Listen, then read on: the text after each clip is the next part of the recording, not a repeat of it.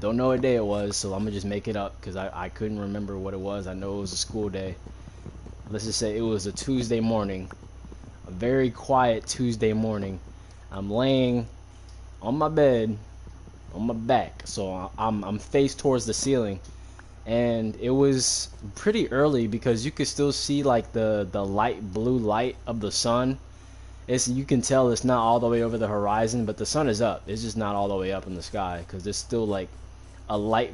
It's like a baby blue in the sky. So I'm like, okay, bet. You know what I'm saying? It's morning. I know what time it is. I hear the ambience of my mom and dad talking on the phone because he was overseas at the time.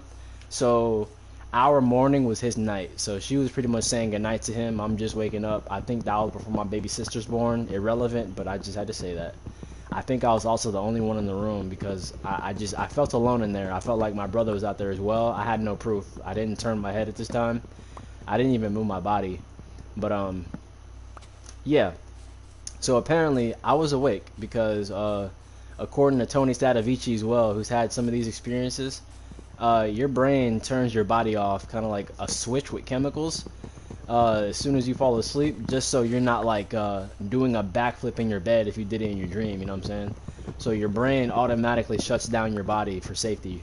But I didn't go through those protocols yet, so I'm awake, but my body is still shut down. It's still like clocked out. So I'm like, okay, am I dreaming? Like, what the fuck? Like, so I'm awake. So what I think I'm awake. Like I said, it's hard to differentiate how to really know if you're awake or asleep. But I like I say, I see the light, I hear them talking, but I can't move. So I'm like, what the fuck? Like, deadass. Mind you, I'm a middle schooler, so I don't know what the hell is going on. I'm like, bro, like I'm scared, but like I don't know what to do. So I can't scream because my body got my body paralyzed or my brain, excuse me. Oh shit, look at the fit though. Hold on. But anyway, my brain has my body paralyzed, so I can't move. And all of a sudden, bro, no bullshit. No bullshit. There is a head. Hold on. Y'all are chatting. Fuck. I can't see it. I gotta get my phone. Welcome. Greetings. I know this is crazy. I know this is crazy. Anyways. She's in the office. Yeah, she in the office, gang. But yeah. Oh, I gotta plug this back in. I gotta get my phone too. I saw y'all talking, but look. I gotta get to this first story first. I gotta lock in. Because this is probably the most intricate one. I kid you not though. The moment I realized that I couldn't scream, the moment I realized I couldn't move, oh, bitch, give me that. Anyway, the moment I realized that I can't do any of these things, it's like a black mist, like a ghost-like mist. It's a black shadowy figure that emerges out of my chest. Pause. But this is crazy. It's crazy. I'm laying, like I said, on my back. I can see things, but I can't move. And all of a sudden, yeah, like I said, the shadow just like emerges out of my chest. So I'm like, okay, all right, I'm definitely not awake because I'm like, that doesn't happen in real life. Okay, boom. I'm sitting there watching this just kind of like sit at the corner of the right of my eye now. So I'm still looking up at the ceiling because I can't move, but I can move my eyes. I just can't move my body. And like I said, there's now there's a shadow sitting in the corner of my eye while I'm laying down. And mind you, I'm in middle school. And I briefly told this story on stream, but I'm telling the rest of it if this sounds familiar to some of y'all.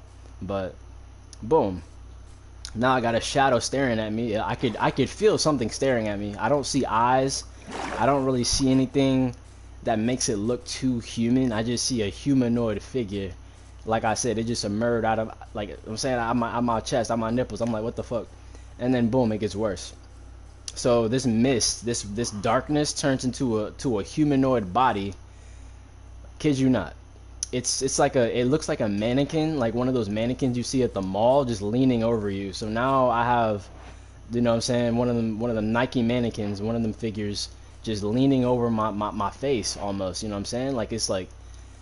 I'm trying to make it funny, like it was trying to sniff me, but no bullshit. It just looked like it was looking at me like a specimen, like an alien on a table trying to probe me or some shit. I'm like, what is going on? Like now I see a figure looking at me and it doesn't look human.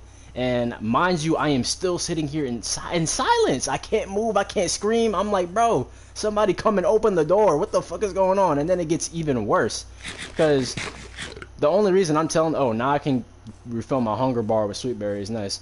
Hold up. I need some of these.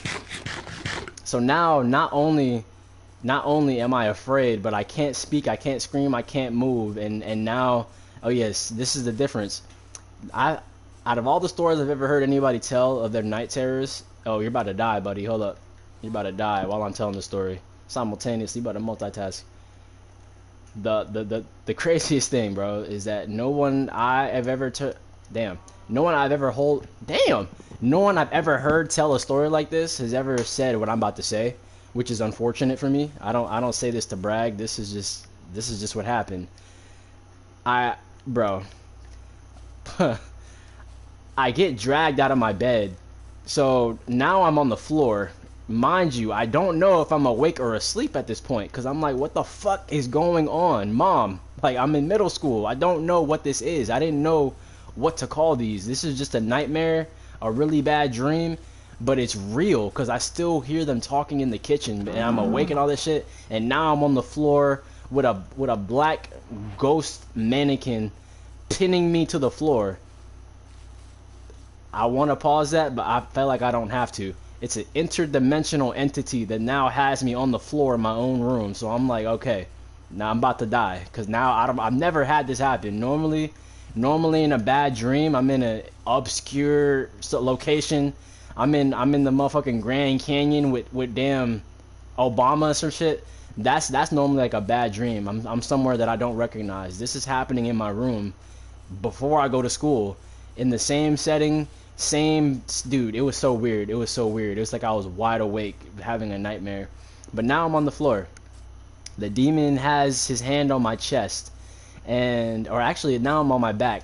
So now their hand is on my back. I'm on my stomach for some reason, and I'm looking at the front door of my room, but I can't move still, and it's just dark. I'm in it feels like now all the light is just getting darker around my face.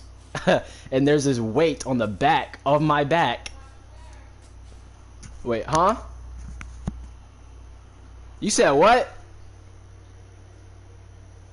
Okay. Thanks for interrupting my train of thought.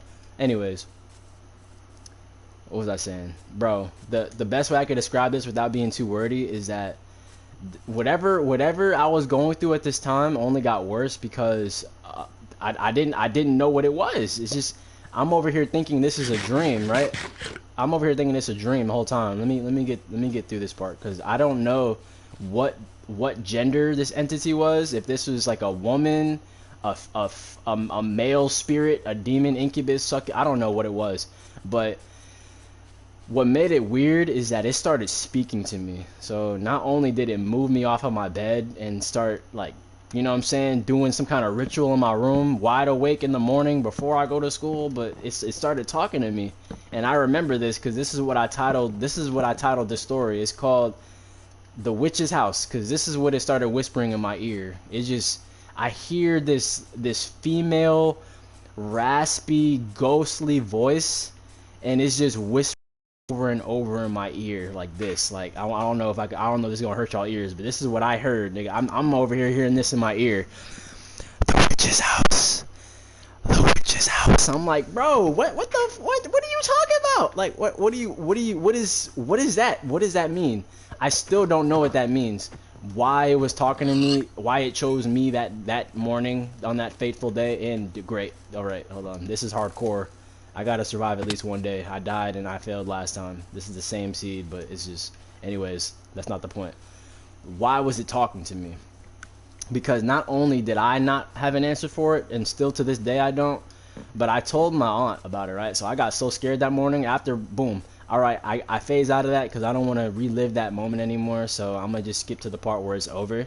Because yes, I got pinned to the floor, a demon started speaking to me, started whispering the witch's house, which I don't know what the fuck that means, but maybe it has something to do with like something that happened with the people who lived there prior.